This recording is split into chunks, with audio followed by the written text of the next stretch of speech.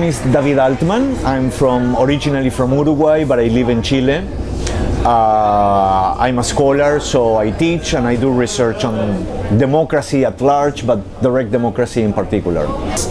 It's really hard to make a generalization on what you should do and what you shouldn't regarding direct democracy. First, because direct democracy usually is ingrained in a context. So it's like there are not general rules, there are general ideas what you shouldn't do, but how you should do direct democracy varies from place to place.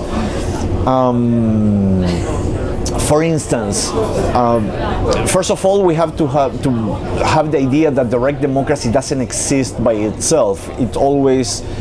It's in the context of institutions, parliaments, political parties, citizenry, and the shape of these institutions help to shape direct democracy.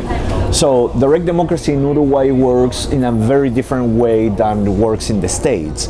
For instance, today we're listening that in the United States some people are paid to gather signatures, something that is absolutely unbelievable in the Swiss or Uruguayan context. I mean, nobody pays nobody.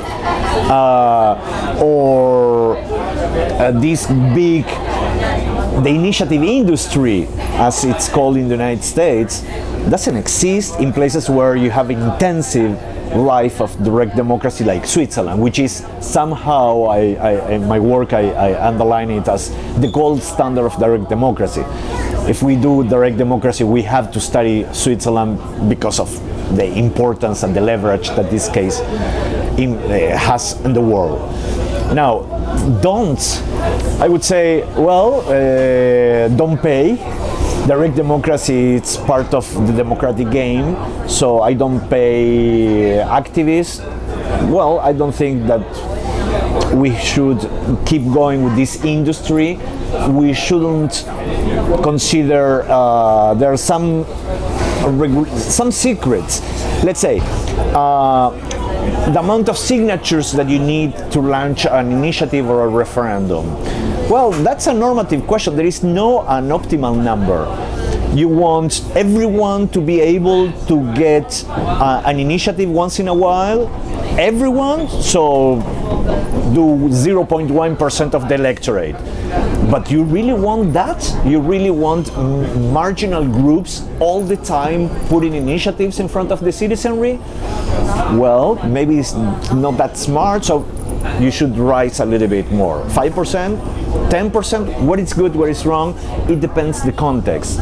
The same with referendums, for sure. If I should have to say don't do this, do not allow for plebiscites. For instance, Brexit.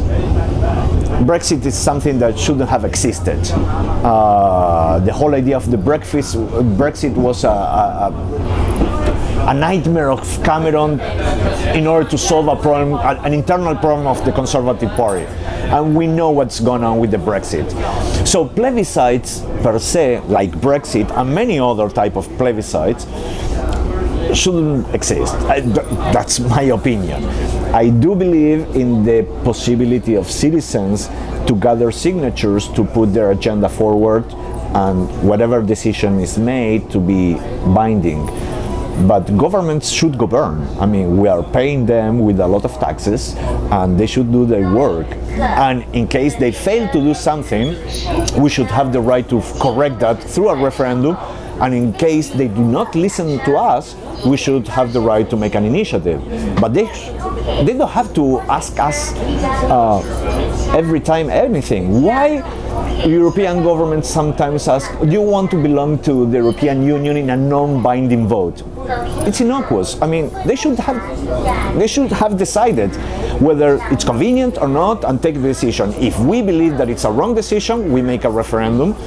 Or if they don't want to get in and don't want to change the status quo, so we make an initiative. But plebiscites per se are a bad thing.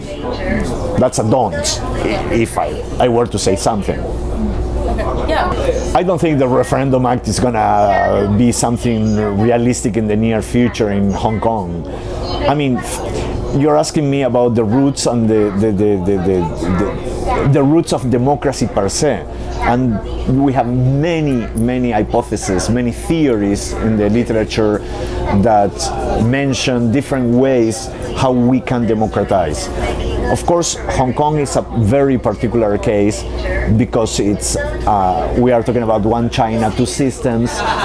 So the nation state there, I mean, those who hold in power do not really want Hong Kong to democratize, for sure. So they should have to maneuver somehow in a very delicate manner in order for the Chinese to let them to have some degree of autonomy for them to be the owners of their future. I'm really skeptic about the future of Hong Kong. I mean, China is China. We are talking about one of the huge superpowers on earth, and they won't let Hong Kong go so easily. Now, of course, the basics is will of the elites, and sometimes elites are so pluralistic and so diverse within the elite itself that consensus is virtually impossible. So some people are in an easy way with China, and the statu quo favors them. Some people not. Before direct democracy, you need democracy. There is no way around. There is no place on earth, no evidence, no single case where direct democracy came before representative democracy. There is none. So, but the other way around, that's the way we do it. So you need representative institutions working properly in order for them to allow citizens to be the owners of their future alongside with them. I mean, this no, we the people against you, the politicians. Politicians are part of us, we are part of you, we are one thing. So this game, it's a delicate game and takes years.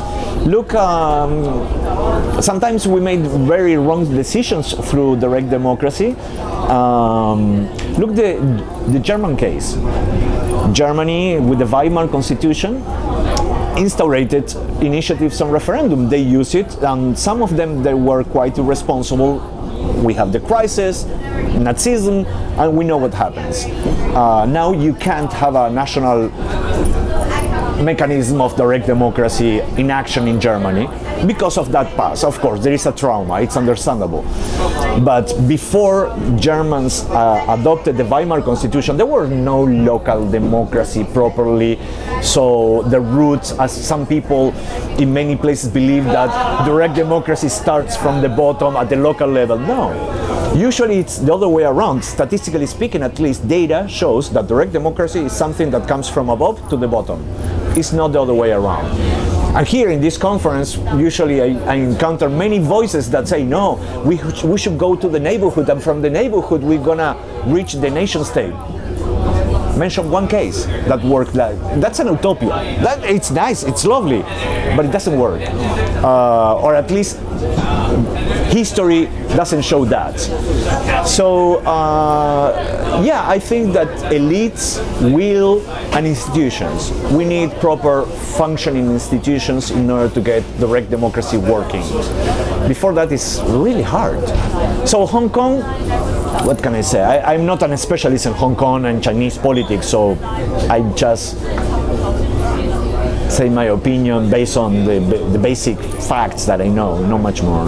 Look, the world of the direct democracy is so huge, so broad, that you can always cherry pick the case that strengthens your argument. You want to say that direct democracy is bad? Of course I can choose 10 referendums or initiatives with pathetic results.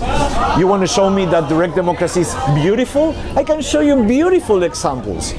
Direct democracy is a class of institutions that produces so many different results.